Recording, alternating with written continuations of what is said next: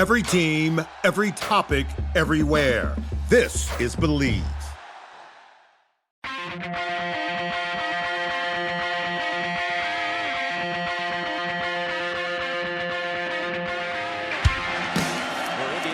First down and 10 at their own 10-yard line. Tevin Coleman with some running room. Tevin Coleman down the sideline. Coleman, one man to beat. Tevin Coleman's going to go 90 yards, and Indiana takes the lead. Randall L. scrambles, started off the pitch, keeps it himself down the sidelines. He could go. Antoine Randall L. touchdown. Rory going to the single coverage, end zone. Touchdown! He hits Cooper again. Hey, what's up? What do you say to like ex-girlfriends or stuff you haven't seen for a while? Like, what do you like if you run into them in the club, Seth? What would you have said to him? Like, what's up? What's up? Dude. Or just like quickly skedaddle out the back door. Yeah, I would have ran as far away as fast as I could. Welcome, guys. Welcome back. Welcome us back. Hopefully, man, it feels like it's been at least a month, at least, right? I can pull this up. It's been a while. Ways of finding this out. So if you guys haven't told or haven't been able to tell from the last time we recorded, I don't know what was going on with my voice. I have tons of water here. I also have a beer. So we're in a good spot with that. Also, there's just like there's a lot of shit going on. We got really important jobs. I do. Seth does kind of. Brandon sells cookies. He's a traveling cookie salesman. Here's Brandon's sales pitch for cookies when he comes over to my house on Friday for the games. Hey, here's a box of cookies. They're like our worst cookies that we sell, but here you go. And he just drops massive cookies all over my bar. And the sad thing was, they were good. Awesome. Yeah. Could you imagine what his mediocre cookies taste like? It was the classic over-undersell. Yeah. And he was embarrassed. Like he was embarrassed to have them there. And I'm a cookie connoisseur, as you guys like to remind me. Which, by the way, dude, it's been cardio and sauna every day since we made Friday. fun of you for cardio. Yes. Yes. February 26th was the last posted episode. Oh, it's about a month. So it'll be a month on the date when this gets dropped. Well, to be fair, this was a super long season. Like this was a 16 game season, went all the way through January. Like, I mean, we deserved a little break. It's a lot of travel for some of us, a lot of money spent for some of us, a lot of stress for all of us. But yeah, we're back. So apologies for the intro. I think so. Yeah. Brandon's not here. Brandon's in, where's he at? Charlotte, North Carolina? Orlando? I don't know. I think he's in Charlotte. I stopped paying attention. I think it's more fun to not know and just be like, so how's Provo? You know what's great? What's funny is that he's has to travel so much now that he's gone from bragging about where he is to being like, I have to go to Charlotte, or I have to go to. I'm in Myrtle Tacoma Beach. for 3 days. Right? Yeah, yeah. And he also travels so much to the point to where we thought that when he was in Fort Lauderdale 2 weekends ago that he was there for work, but no, he actually took a vacation, which is weird. Because his last trip to Miami was a business trip. Not our fun. last trip. Yes. Sorry, my bad. Apologies. Yes. He said he came over to my house on Friday. Seth was there too. Had a bunch of people over. You guys for the were Purdue invited game. For the Purdue game. For the entire day's worth of games. Purdue just happened to play on that Friday night, but had a bunch of people over, and he said something. Well, we were just in Fort Lauderdale, but it wasn't really a vacation. We were there for a day and a half. And I had to remind him. And we got invited. We got invited to go. Oh, that was. It would have been rude to say no. Yes, but I had to invite him. Last time we went was a business trip. This is vacation. So he's good. Let's use that as a segue. Let's talk the next business trip. In a minute. I've got some stuff to get off of here real quick. Apologies for the intro. The intro will be new at some point, maybe next episode, maybe the one after that. I don't know if I want to change it after what happened last season, so I'm not sure. I already talked about our time off. Let's talk March Madness brackets. Where are you at? In my office pool, I am dead last. I am 43rd out of 43. Me too. In the office, I had Florida in both brackets. Why I took Florida, I had not watched Florida all season. I had actually bet against Florida all season, but I don't know if it was Clark Kellogg or somebody. I had Illinois coming out of that bracket in both of mine. I didn't feel good about it, but they're still live, aren't they? Yeah. Wagler. I know you don't. I know it's a trigger word for you. Yeah. We don't talk about Shawnee Mission, Kansas, or whatever high school he went to. But yeah, no, I think in our group bracket, I think I'm okay. And then I think is that one ESPN? Yeah, both of them are ESPN. JBs and JBs are both. Oh, I'm 15th on ESPN. I think I'm in fourth. I think I'm in fourth, tied for fourth, which is like second place, I think. And then in the bigger 15th one, 15th out of 18. Oh God, I'm awful. Okay, so the only guy I'm better than is your wife and a team that picked Florida to win it all. Yeah, and my wife will probably still end up winning it all at some point, but she did take Duke, who I don't think makes it past whenever they play today or tomorrow. By the way, fun fact, you ready for this, Seth and listeners? And we'll see how this plays. Does Duke play on Thursday today? Oh, I have no idea. I only know the one game that matters. I think they play on. When did we watch Duke Siena? We watched that at your house, right? Yeah, that was Thursday. So it would be a Thursday. They play on Thursday. They play today. So fun fact. I think they've won 5 national championships, or I can't remember. I think 5. All 5 national championships on the way to winning said national championship. Plays Friday at 7:10. Friday. Okay. They had defeated St. John's in the tournament. They had played St. John's and defeated St. John's. Or during the regular season too, I think I think one of them, if they went back far enough. I think there was one regular season in there, but yeah. The main point I was trying to say was it was in the tournament. Yeah. Okay. But, all right, cool. St. John's is gonna beat them because Duke is not a team. All right. One more thing, because we had talked about this for, I don't know, years, right? Before it became an actual possibility. There's been the hypothetical question. You've asked it. Many Purdue friends have asked it. Brandon's asked it.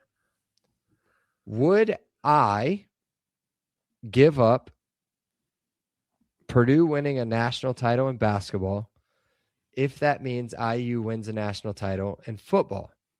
My answer every single time was yes. Here's my problem is that it's rearing its ugly head because time to pay up, baby. This Purdue team is playing like preseason Purdue. And you just cross your fingers, Mr. Purdue fan. No, you don't have to play Cuff. Is that his name? And Arkansas, Cuff in the second round because he will eat Braden Smith alive. Yeah, I also think you're doing the thing where you're trying to pump me up to make me feel good, just to like be a passive aggressive asshole. But that's okay. That's all right. No, I'm okay with it. No. I just left drinks with a subcontractor of ours who's a Purdue guy. Told him the same thing. I said, listen. If you guys play Duke in the national championship, I will cheer for you guys. The interesting thing about Purdue is against every single team we'll play against, we'll have at least one matchup nightmare where we'll be able to exploit the hell out of the other team.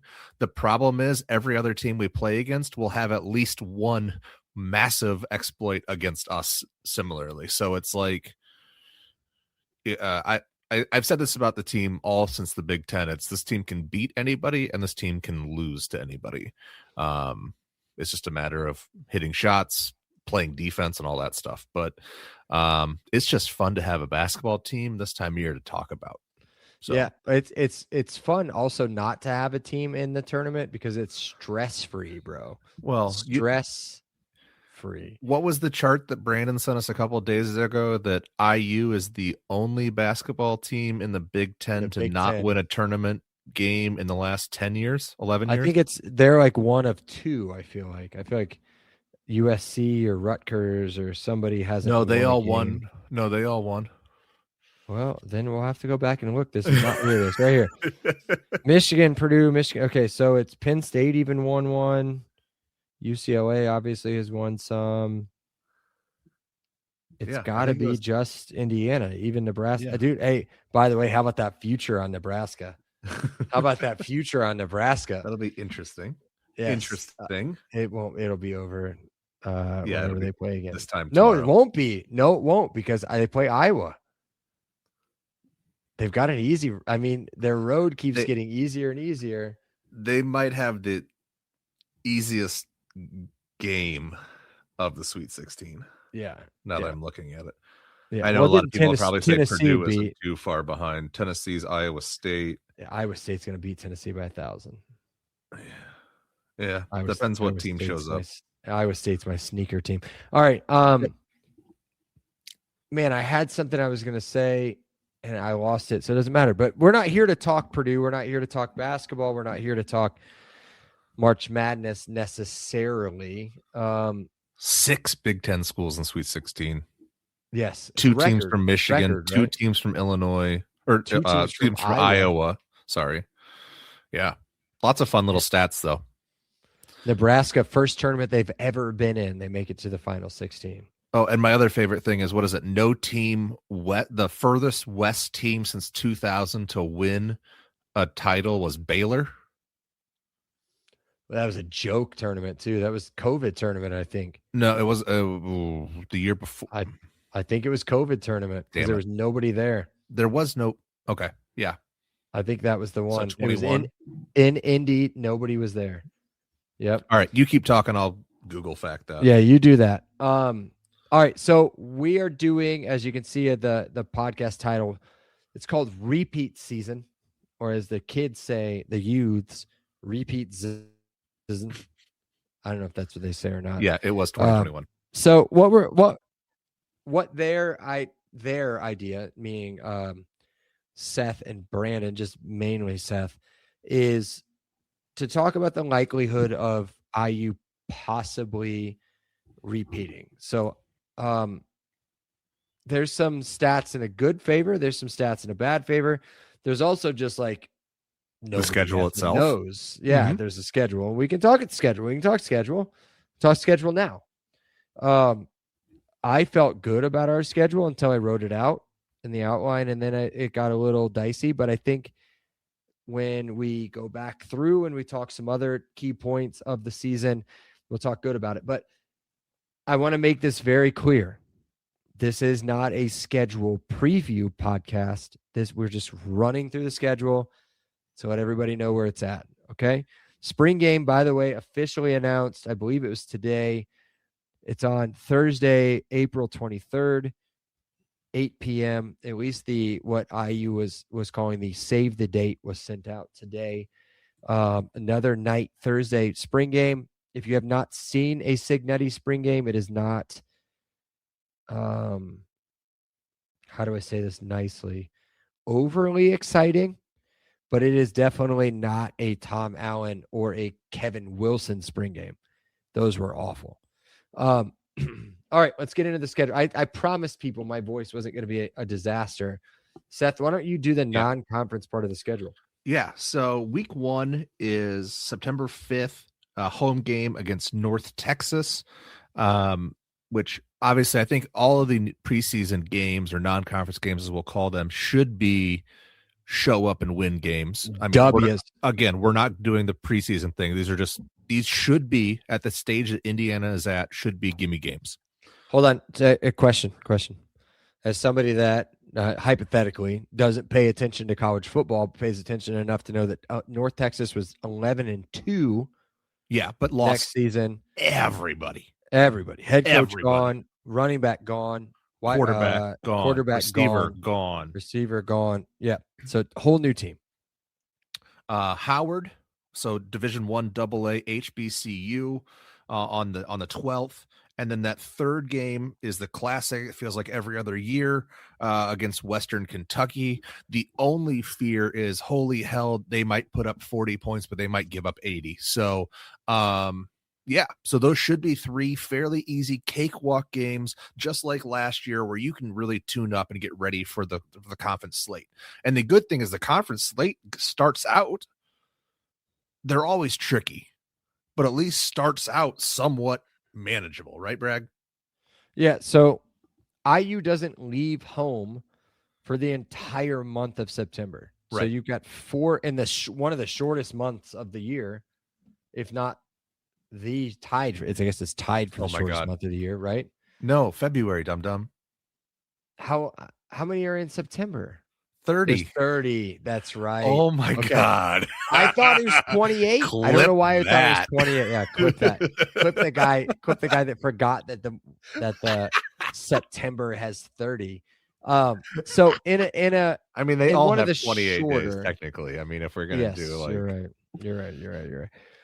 In one of the shorter months of the season, IU does play 4 regular season games at home. North Texas, Howard, Western Kentucky, all of which do not have wins over under.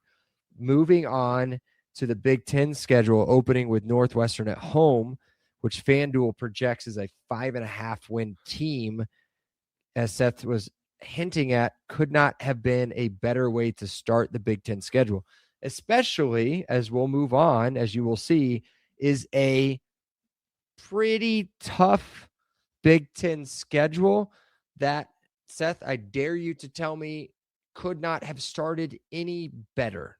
It starts great and ends great, and then it has a 4 out of 5 games that are kind of slobber knockers, and depending on how you feel about Nebraska, 5 out of 6.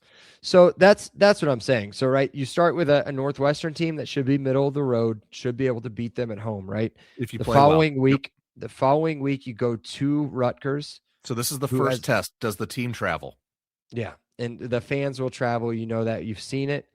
4.5 win at Rutgers, and then you go to Nebraska. So ideally, they're 5-0. Yes, 5-0. Hopefully, heading to Nebraska, a 6.5 win team. Brand new offense. Mid-season, for both teams, right? Good home field.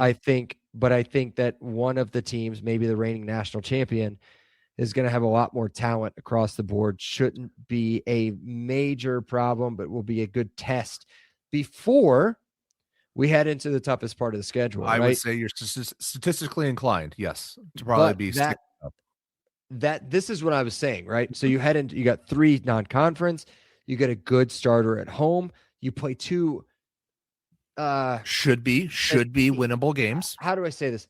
Good road games, like not good teams, but good teams to play on the road. Yep. And then you come home for the biggest game of the season, preseason, right? So everybody nationally, I think, has already looked at this game, October 17th, circled it, 1 versus 2, or what people are saying, or what will eventually that's what it was last year at the very least. Big Ten championship, rematch. You're going to get 2 of the top teams that are predicted to win the title again. Julian Sain revenge tour. Yes, and you get Ohio State at home, and that, to me, which is the place you want them. Yes, and it could be a springboard game where if you can win that game and go 7-0, the rest of this schedule, except for maybe looks one more game, tolerable. Yes, should be a breeze, right? You go to Michigan. Now you're battle tested too at this point. Exactly. And I think that you're going to see a lot of red in that stadium, more red than you've ever seen. And again, Michigan has a home field advantage. It's a great stadium, all that stuff. It tends to be a little bit quiet. It tends to be a little bit of a lunch picnic crowd. I know what you were trying to do, but I'm not sure that's the phrase. And then we get Minnesota at home. And no, I did not look this up. Minnesota 5.5 over under team. So not going to be a good season for the clown coach. But I think the last time we played Minnesota at home may have been 2014, I believe, which was a heartbreaking game that we don't need to bring up. And then we finally hit the bye. We had a late season bye last season. We have another late season bye this season. And I think it's a beautiful bye because you're at home against Minnesota. You got a bye week and you stay at home against an LA team. So you play USC, who is honestly on our schedule, I would say the second hardest team. Yep. I don't rate Michigan. And that could come back. They're probably third. They're probably third or fourth. Sure. So you get USC at home with a good stud quarterback, good pieces around him. Now, granted that he's missing his favorite wide receiver, but they're always going to be a really good test. I think that'll be a really fun game on 11-14. Following week, you travel to a tricky game at Washington. This is the only West Coast trip. West Coast trip of the season. I think there's going to be a good travel crowd. This would be a game I would want to go to. That's a destination away game. That might be one I put on the schedule. And then you got Purdue at home, and poor Purdue. I felt really bad for writing this down. I honestly did. 3.5. FanDuel's giving them an over/under preseason of 3.5. So just looking at the schedule, instant reactions are there should be 7 pretty much cakewalk guarantee games. There should be probably 3 that are probably 60 to 70% odd favorites.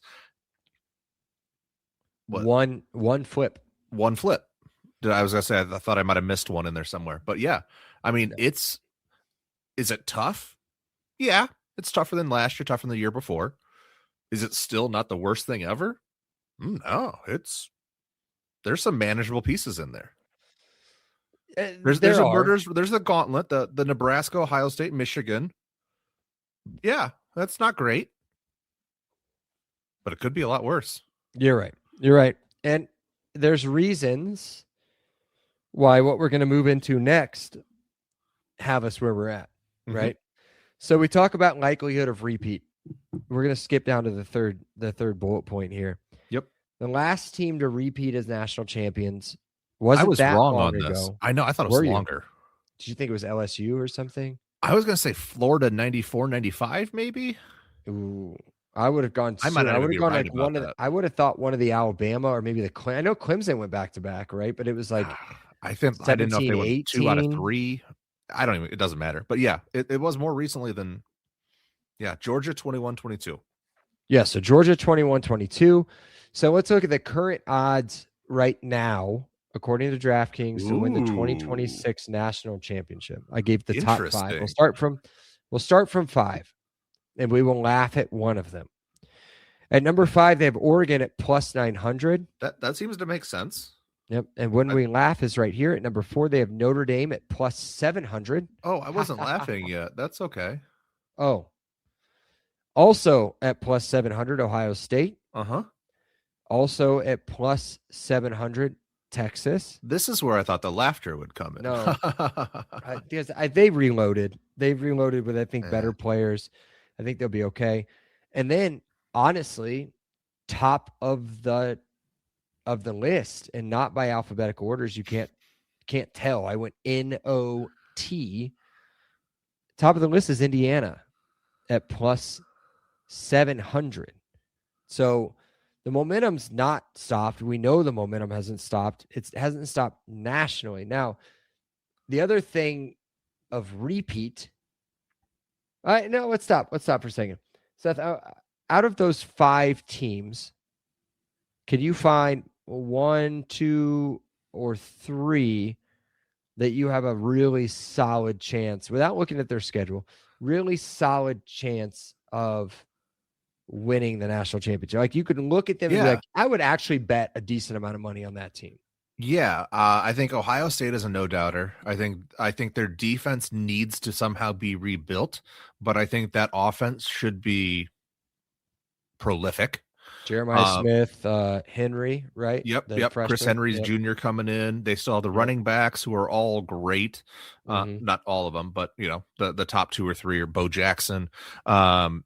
I really like Oregon. The question mark is the quarterback, and always going to be the quarterback. He has, if you've read any of the offseason stuff about him, and again, you never wanted to get in people's mental or emotional issues or anything like that, but at a certain point, you're rooting for the guy, but he hasn't put a full season together yet. And did he stay out of the pros because he wasn't ready to get evaluated yet? There's still question marks as far as what his ability is on the field. But I do really like the pieces around him. And then I think Notre Dame, I do know their schedule. And if they don't end up 11-1 at the very least, there are massive, massive problems.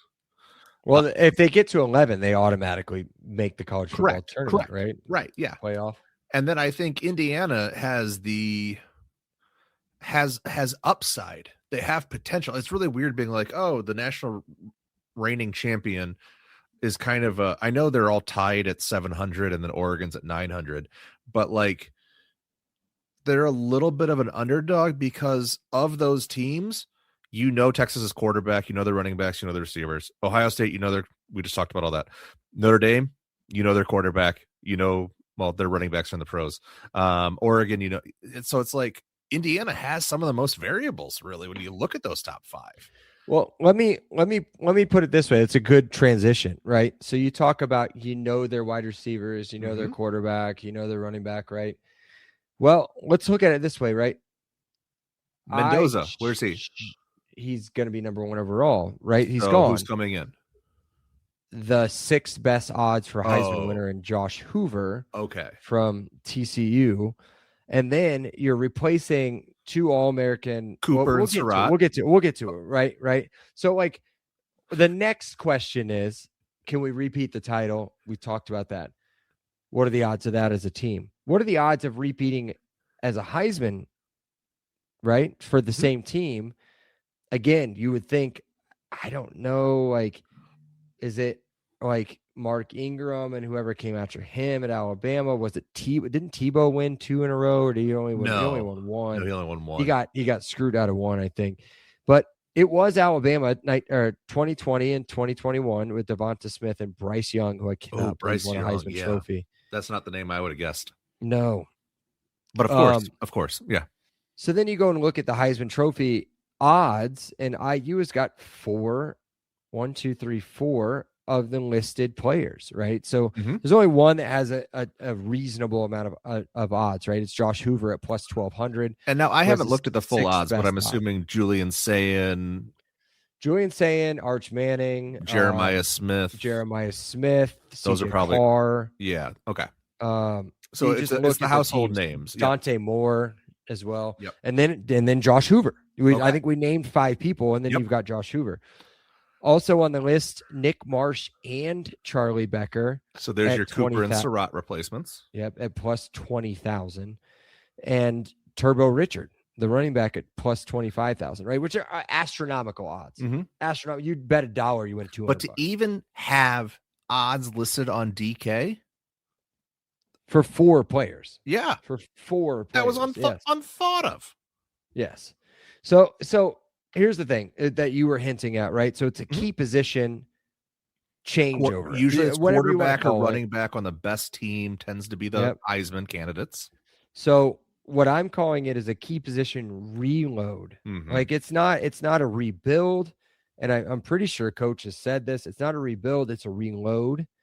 And it is incredible the amount of production that we've lost, but replaced with more production, right? Now, if you listen to Josh Hoover's previous coach, who I just saw the other day on, I think it was TikTok or Instagram, trash talking Josh Hoover, saying that he was responsible for quote unquote 49 turnovers while he was here. Sorry, maybe you're just not a good coach. The redshirt senior from Heath, Texas, 6'2", 200 pounds. He's going to be the one replacing Fernando Mendoza, as well as His brother Alberto will be replaced by somebody. It may be Tyler Cherry. It may be redshirt freshman Bell. It may be Isn't Grant Wilson still? Grant Wilson is still on the roster. But either way, the talent's there, right? Again, you go lose talent, you bring in talent. Mm-hmm. Josh Hoover last year, 66% passing. Like to see that up just a smidge. But his whole career, he's been about 66%. He had nearly 3,500 yards throwing the ball, 29 touchdowns. And he actually, believe it or not, cut down on the interceptions. For his career, he had 13. For his career, he's been about a 2-to-1 or almost a 1-to-1, interception to touchdown ratio. Like he's thrown a lot of interceptions. Now, you play in the Big 12, you play in that offense, you could throw a lot of picks. What have you seen with Mike Shanahan and the quarterbacks that he's had in the 2 seasons here? Well, if you look at what the knocks on Mendoza right now, he's just an RPO quarterback. He's just an RPO. He's just it's either run or pass. It's either run or read. And it used to be they were saying that as like a compliment. Now they're saying it as like a knock. But then again, not a lot of the NFL, but some of the NFL has some RPO. So the question is, Josh Hoover, the decision maker, hasn't always been the best. But what has Shanahan done is he's simplified things. He's made reads typically a little bit easier. You read the end of the corner, you read the end of the slot, you read whatever the read is for that RPO. So you'd have to think that with his experience and with a simplification of read concepts, the turnovers should go down, the completion percentage should go up, the yardage should stay, fairly similar, and you would expect a little bit more efficiency from a 5th-year guy. So I think all the trends point to a little bit of a rectification of some of those errors, and if that happens, I think IU's pretty solid. I don't necessarily think he's probably a Heisman front runner, but I think he's the guy who can be a solid game manager and not put you in positions to lose big games.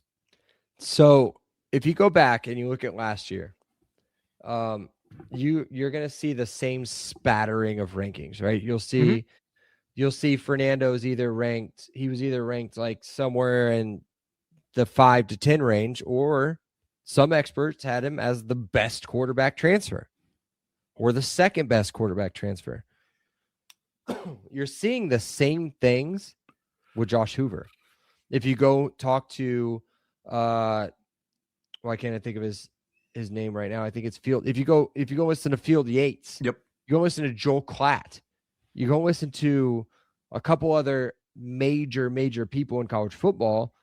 They may tell you Josh Hoover's the best quarterback coming into this season. And if he was 6'4", 6'5", they'd probably say that. Wouldn't be close. Yeah. Right. But then if you look at some of the transfer rankings, maybe he's ranked as the 5th best quarterback in the transfer. Maybe he's 7th best quarterback. We've seen it. Can it repeat itself is what we don't know. Right. And so let's move on. We have another position, a very important position to replace, and running back position where we're losing over 2,000 yards, 1,000 at least a piece in K'Wan Black and Roman Hemby. And you replace that with somebody that we haven't seen here, at least a body type and a running style we haven't seen at IU. And I wrote Stephen Carr was the first person I thought of. Is that like a smaller running back that can juke somebody in the hole, hit a hole, and burst? I think it's just beyond Stephen Carr. Well, I think the other guy I thought of was Jordan Howard, but Jordan Howard ended up being like 5'9", 224. Right? Like thick. He was another 20 pounds of thickness. We didn't even say this guy's name. Turbo Richard, not his first name. Turbo's not really his first name. Junior out of Charlotte, North Carolina. He's 5'9", 204. So tell me about Turbo. Yeah, I think he's a prototypical kind of ACC running back in that he's kind of quick. He's kind of undersized. He gets in and out of the hole pretty quickly. Again, I said quick twice. I hate when I do that. But that's the idea is he's Turbo. The name, it's right there. figure it out. So I think he's going to be a guy who's really going to fill in. You know how much a fan I am of Kobe Martin. I think he's another guy who, I know they like to rotate their backs. So you're going to want to have 2 or 3 backs. Hopefully Lee Beebe comes back healthy. So there are some question marks still in the backfield. Richard still, do you call him Richard or Richard? I'm going to call him Turbo Richard until somebody tells me to call him something else. I'll call him Richard, so at least one of us can be right. And I really think that he's probably RB1, and I think Kobe Martin is probably RB2, and you'd want Kobe Martin to really push him, because I think I would expect Kobe to have another big bump this summer. So yeah, I think that it's going to be a complementary backfield. I think you got to have guys who could do a little bit of everything. Kobe hasn't showed really an ability to catch the ball out of the backfield yet. I don't really know that BB was known for that necessarily. So the fact that this guy has 30 receptions really adds an element that they haven't really utilized a ton in the past. So if he's able to activate, some angles out of the backfield, some screen game, I think that adds an element that would really, add a new wrinkle to the IU offense. Yeah. So you talked Turbo, you talked Kobe, you talked a little bit of Lee Beebe, right? And you also said RB1, RB2. Right? Oh yeah, it's a committee. Yes, and in the 2 seasons we've seen with Sig and Coach Shanahan, we know that there is no RB1 and RB2. There's an RB1A, there's an RB1B, right? And then there's probably Lee Beebe. Maybe not. Maybe it's Kobe Martin. But if you were to take Turbo Richard, and Kobe Martin and stand them next to each other, they're 2 completely different types of running backs, right? Mm-hmm. Kobe Martin is fast. He's strong. He's going to run upright. He's going to run you over. He can make you miss in the hole, right? What's Turbo going to do? Turbo is he's small. He's fast. He's going to juke you. He's going to spin you. He's going to run past you. Lee Beebe is the perfect combination of both of these running backs. He's smaller than, I didn't look this up. He feels smaller than Kobe Martin. He's bigger than Turbo, but he's not overly scat back. He's not overly power running back, right? He's both. He's a really, really good back. And before his fumble issue, which the only fumble we lost on the season, fun fact, and then his injury, he may have taken a lot of K'Wan Black's rushing attempts. Very much, potentially. Yeah, he was. I mean, I'm pretty sure he may have been slated as RB1, 1B, and then gets moved off. So I am on the other side with you. I know what Kobe Martin can do. I know what Lee Beebe can do. If Turbo can do what he's advertised to do, this is another, if not similar backfield, maybe better. I mean, 5.2 yards per carry on a Boston College offensive line, which I think they lost their best player the year before on the line to the Bears. I think Ozzie Trapillo, I think he was a guy from BC. So this last year, they didn't have a great offensive line at BC, and he was still able to eke out, a first down every 2 carries. So and nine touchdowns. Yeah. So he was effective given the limitations. 5'9", whatever. IU lists him as 5'9". ESPN lists him as 5'8". So good job, IU. All right. The next ones I'm super excited about. The next ones I'm excited about one.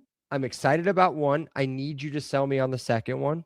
Ooh. But the depth, and I'll say it now, and I can't wait to hear your reaction when we're done.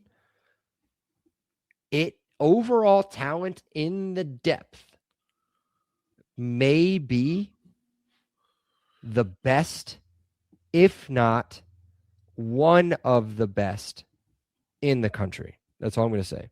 Okay. So you lose Omar Cooper, you lose Jonathan Brady, you lose Elijah Surratt. You replace them with 2 transfer wide receivers and one of the greatest college football players I've ever seen that has not played for IU in Nick Marsh. And who was criminally underutilized. And was the only option they had, so they were he was blanketed. Unbelievable. Like The fact that this dude had under 60 receptions and 600 yards. And didn't he miss he might have missed some games too. I think he missed at least one. He did have a good game against IU. 6 touchdowns on the season. A Michigan State transfer. He's 6'3", 200 pounds. Plays like he's still 6'6". 19 years old. Dude, it's crazy. 19. Tell me he doesn't play like he's 6'6". When you see him on the field, you look at him and you're like, he plays bigger than he is. That Absolutely. is a monster wide receiver. And how did we say it? This is Eliza Sherratt, who is an incredible player, and we love him very much, but better, right? A better body. I think if he wants to be better route runner, he's got a lot of work to do, but he can high point a ball like nobody's business. He's an incredible player. Do you know what his worst game was last year? Tell me. Against AJ Harris, 2 catches, 5 yards. We'll talk AJ Harris in a minute. Now listen, if you guys can hear the coughs off mic, by the way, which you probably can, this is a cold thing going on. I don't ever cop to being sick. A little bit of a cold thing going on, not a voice thing this time. Last time was irresponsible. Let's just be honest. Next guy on the list is a guy that I wish Brandon was here for. Maybe he'll get some more time to talk about him. I'm not the guy who would gas you up on him. This is a guy he would love. I'm not that sold, but when you look at his first real season of play, I think he's a stud, and that's Shaz Preston. He's a redshirt senior transfer from Louisiana, but he's 6 foot tall, 205 pounds. He's coming from Alabama, and then he went to Tulane. Mm-hmm. Last year, 43 catches, 723 yards. Here's the one stat I care about. The one stat that matters. Say it. He averaged nearly 17 yards a catch. Yep. Which is 35th in the country. By the way, just fun fact, Charlie Becker, I believe I saw today, was 4th in the country at 20. Just shy of 20 or just over 20? I think he was 23 yards a catch. Geez. And 4 touchdowns for Preston, right? So we talk about those 2 transfers, studs. One of them's an absolute day one, incredible, all-day Big Ten first-team player. Yep. The other one needs to prove it still. And then here's the best part. On the roster, you have Charlie Becker. You have Tyler Morris coming off of an injury. You have LeBron Bond. And you have the Purdue killer himself, Davion Chandler. So you actually lied. Only going to get amazing. You lied. The best part is that those 2 guys that you just mentioned, Nick Marsh and Charlie Becker, will be juniors. Juniors. Yes. So eligible for the draft, but still eligible to play. Not redshirt juniors. True juniors. Well, I think Charlie's a redshirt. I think Charlie's a redshirt. 19 damn years old. Nick Marsh. Sure Charlie's a redshirt. That's unbelievable. All right, here's another. I called this one a destroyed D line. So DE was capitalized because we lost Mikhail Kamara, Stephen Daly, and Kellen Wyatt, all on the defensive line or defensive end, right? Mm-hmm. Interior defensive line, you lose Wheeler, I think, who transferred, and you lose the other kid, the Western Kentucky kid. I can't remember his name. Yeah. You lose him, right? The only people you have coming back are Tyreek Tucker and Mario Landino. Landino on the interior. You also have Ndukwe on the defensive end. But we are bringing in some effing studs on the defensive end side. One of them particular, right? And that's Tomi Osansami from Wichita, Kansas, the redshirt senior, 6'2", 244. He only played 6 games. Yeah. So keep this in. He's a Kansas State transfer. Only played 6 games. Keep that in mind. 20 tackles, 4 sacks, 6 TFLs, right? The guy, his partner in crime, kind of took over for him, but kind of played your Kamara side, right? Yeah, he's the 6'5", 280. He's the big dude. He's the big guy. The redshirt junior, Chidi Obazar. I don't know. I'm just going to let it hang out there. 28 tackles for him. Tell me this doesn't sound exactly like Kamara. Mm-hmm. 28 tackles, 2 sacks, 4.5 TFLs. Yeah. Again, you watch the guy's tape. He looks great. Classic edge setter against the run. Yes. He's causing issues in the backfield. He's not stat stuffing. Nope. But it's happening. Another guy who is going to be a piece, I'll say this and watch him be in a first-team All-American, but I think a big piece is Josh Burnham, a redshirt senior transfer from Notre Dame from Traverse City, Michigan, 6'4", 246. A lot of production at Notre Dame, but as a kind of a number 2 DN, right? So 16 tackles last year, 3 sacks, 6 TFLs. What do you know about those guys? The DNs? Yeah. I think it's interesting. I think Toby, a little bit of an injury issue. Hopefully he's healthy. Hopefully he's a guy who can come in and give you in his last season everything he has and is really, peak. I think he's probably preseason All Big Ten. He has the most. I'm trying to think of the right way to phrase this. He has the most bottled talent that's known of right now. When you watch him, it pops like yes. that. Pops like that's so I think Toby, if he can be healthy, if he can be a very big factor. I already talked about Chitty. I think he's the guy who's going to set the edge. I think he's in the Kamara role, the role that Kamara had last year. I think you're spot on there. I think Josh Burnham's the type of guy who in NCAA football 2026, they always have the right rush end or whatever it is, where it's like, they have the left end and they have all this stuff. And it's like, yeah, they're the starters, but then these sub packages, those are the guys who do a lot of the playing on third downs, when you need to get the rush and all those things. I think he's the perfect guy who you can really set up on an edge rush and try to get to a quarterback on third down. So I think situationally he can really be effective. And I think it really plays into what Cignetti likes to do as far as kind of, packages that really put people in position to take advantage of their specific skill sets. And I think every single one of those 3 gentlemen has a skill set that's unique to themselves that IU defensively can use interchangeably when necessary. And there's another guy who Seth loves, who got moved from linebacker to defensive end kind of during the offseason, and that's Quentin Clark, who's on the roster. He's a redshirt sophomore. He was brought in with Tom Allen's last recruiting class. Really good player on special teams. You could look for him as well. And then on the interior, again, you have Mario, and you've got Tyreek Tucker, and then you've also got Joe. I don't want to call him Jelly. I can't remember what it's like. I can't remember what it says. Helly? Helly? Let's call him that. The red shirt. Yeah, damn it, you did the song. I already forgot it. Redshirt senior out of Decorah, Iowa, 6'3", 309 for Tulsa transfer. Last year at the defensive tackle position, 46 tackles, 2.5 sacks, 4.5 for loss. I know you like this kid a lot.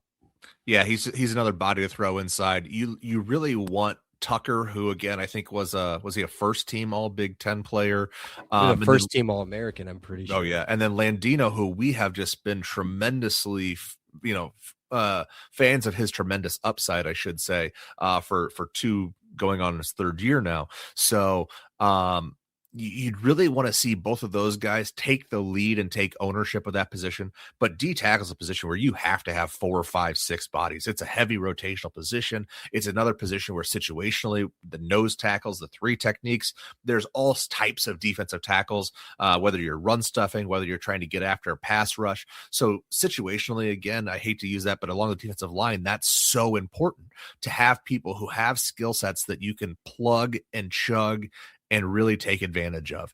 And I think that having those guys to have, like I said, matching skill sets, you really want to see a 4th or 5th D tackle kind of develop. But starting with those 3, you got to feel pretty good about going into camp.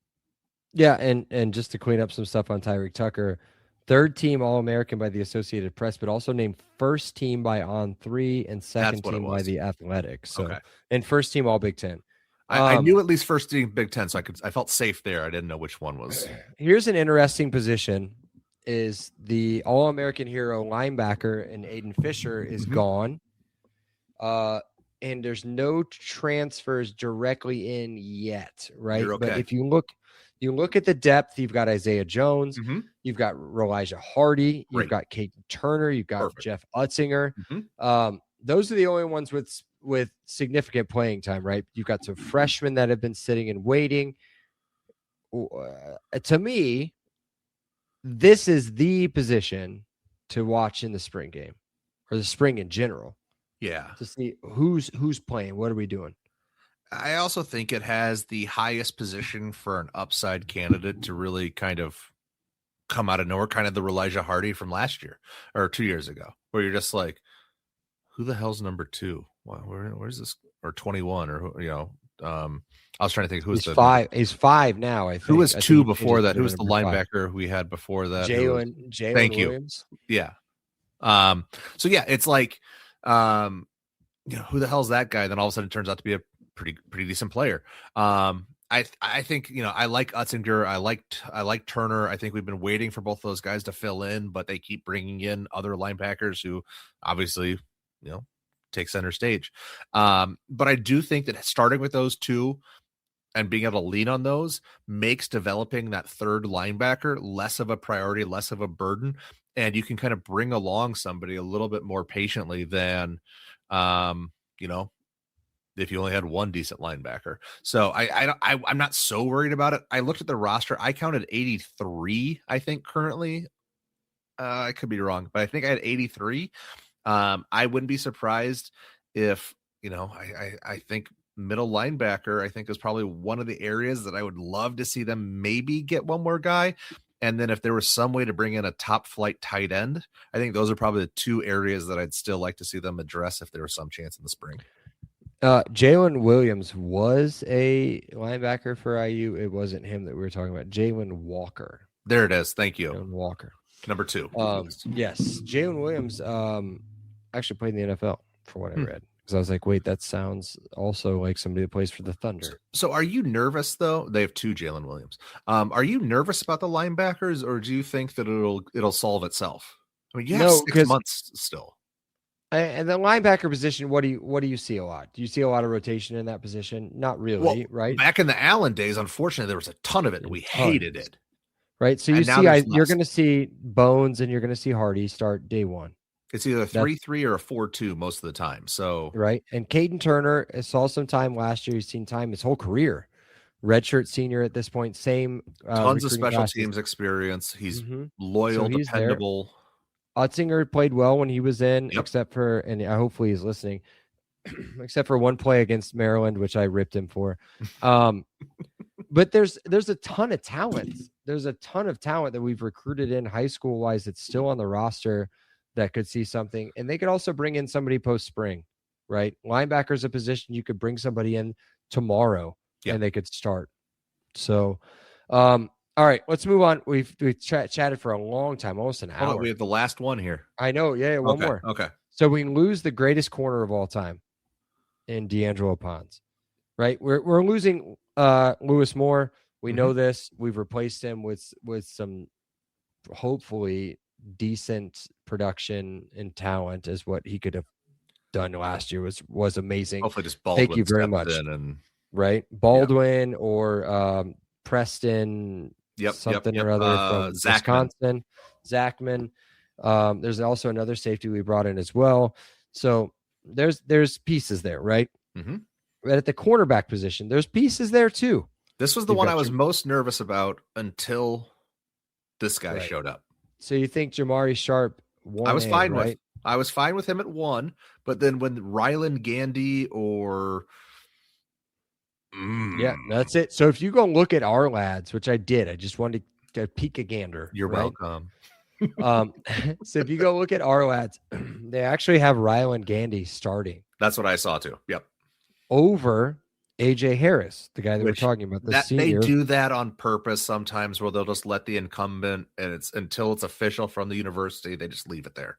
Yep. That's why our lads in spring is dangerous. They just don't trust it. The senior from Phoenix City, Alabama, Phenix. They forgot the O. Classic Alabama. But a 6'1" corner, 189 pounds. You guys might know him. He's a Georgia transfer who transferred to Penn State, who's now transferred to the national champion IU. 2024 third team All Big Ten. 2025, they learned you cannot throw the ball at AJ Harris, or else he will do some bad things to you. So he had no stats, right? 33 tackles, 1 tackle for loss, 1 fumble recovery, no interceptions, and I think he had 2 passes defended.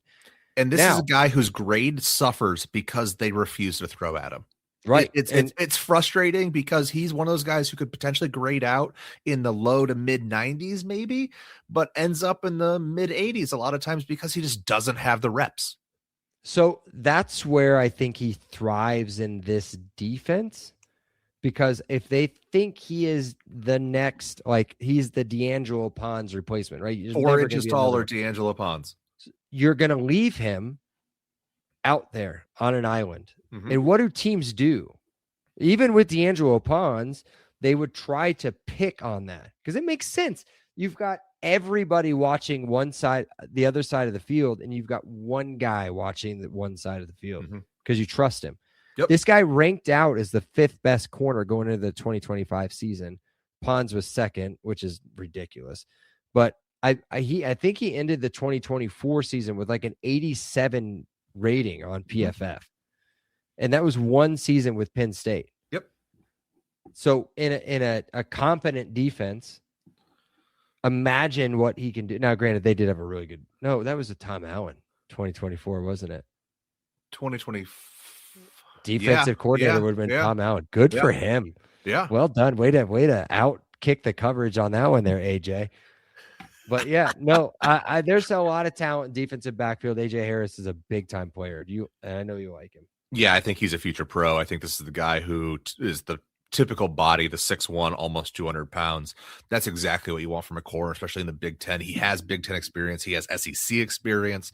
This is the type of guy who, when you lose a D'Angelo Pons, you never want to be the guy who replaces the legend.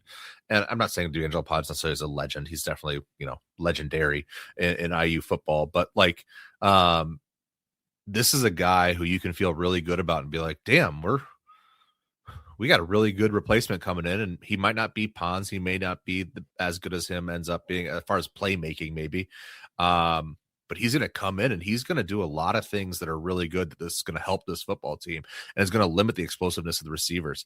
And what I said before, I thought was something that was absolutely on point. Was we talked about how great Nick Marsh was, and I look back, he did play in all 12 games. There were a couple games where it seemed like he was limited for a half.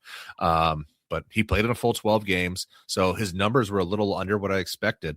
And he also had Aiden Chillis. Right. I was saying he had no quarterbacks, and then he had, was it Alexei Milicevic or whatever his name was? Yeah, that guy. Who I think might be decent, but I predicted that at the beginning of last year too. But I don't know. It's his worst game was against AJ Harris. It's not a coincidence. D'Angelo Pons, did okay against him. I think it was 576-1, something like that. Not a terrible day. But AJ was 250. I don't care if you are. That's dominant. And to know that you have both of those guys going to be in Crimson next year, I think you guys have a lot to look forward to, a lot to be excited about. So the question ultimately is going to come down to Bragg. Tons of stuff left, tons of stuff coming back. Tons of stuff coming in. Are they going to repeat? No, I'm not going to talk about that right now. Okay. So then let's rephrase that question. How do you have a successful season coming back from a national championship? How do you steal, short of a national championship? So let's just, we know how hard it is to repeat. So let's just say it's not going to happen this year.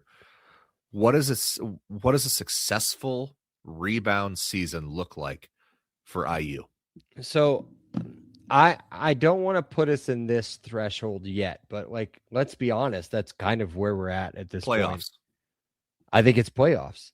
You got to make the playoffs. You have to, right? And right now, predicted that I've seen, I think it's Joel Klatt. Maybe 10-2 gets you in the playoffs. 9-3 might get you in the playoffs. Somebody has us in as a 3 seed playoffs. Yes, which means another Big Ten championship appearance and probably a win or a loss to Ohio State, depending on what happens in the regular season, right? So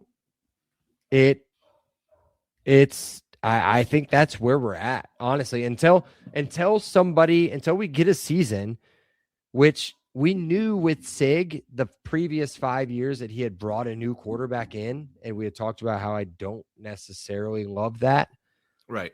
But if you're going to get a guy who's consistent for a couple of years. Yeah, but if you're going to continue to bring in stud after stud after stud after top 5 stud, transfer QB, yep.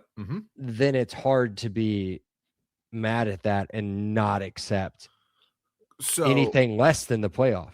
As of right now, I think IU has 4 ranked teams on their schedule: Ohio State, Michigan, Washington, and USC. Say they lose all 4 of those, they go 8-4. No chance it was all 4. Nope. Bragg, no. Damn it, play the game with me. They go 8-4. They lose to all 4 ranked teams.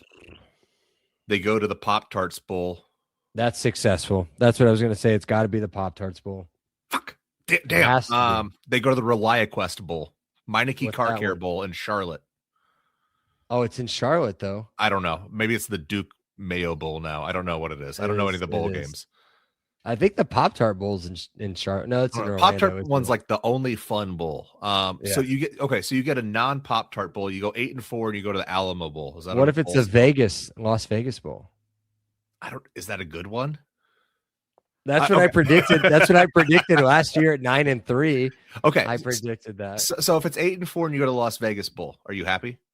Because I get to go to Vegas. Only because you go to Las Vegas. Okay. Yeah. 8-4 and it's Charlotte for the Duke Mayo Bowl. Damn it. I like Duke mayonnaise. Pinstripe Bowl. You have to go back to Yankee Stadium for the Pinstripe Bowl. No, that's or not what that means Fenway Wasabi Bowl. That means you're 6-6. You're playing in a baseball stadium. You're 6-6. That's not a good deal. Now, listen, if you it's end all your season playing in a baseball stadium. Yes. It's not a good season. Not a good season. Well, that's why Illinois and Northwestern finish every regular season in a baseball stadium. I like that. That might be the smartest thing you've said in a while. I'm off of vacation, Bragg. I'm back at work now. We're good. Well, nice to have you back. I think that being said, he actually just hung up on the podcast. So maybe he's still vacation, Bragg. All right. If that's the case, I'm going to wrap up here. Oh, he's back. Oh my God. Oh, and now he's back and he's on mute. No, I'm on mute. No, you're talking now. Look, so I got a new mouse, right? I kept that going the whole time. I know. I'm so glad. I got like a really cool mouse, but it's got these buttons on the side that apparently it's a back button. And it just turns off hangs straight up. Call. I went backwards on the internet. So well, I was just wrapping up and saying that perfect. Regardless of how the season, regardless of what we just said and the nonsense we just spouted, there's a ton to look forward to. It's you guys are setting yourselves up for a really exciting potential run to another playoff. And I hate to say that I'm excited for you. Yeah, stop saying you guys. All right. Until next time. Cheers. Go Cam Hyde. If you like the show, please take a moment to rate, review, and subscribe. It really does help the show to grow. Thank you for listening.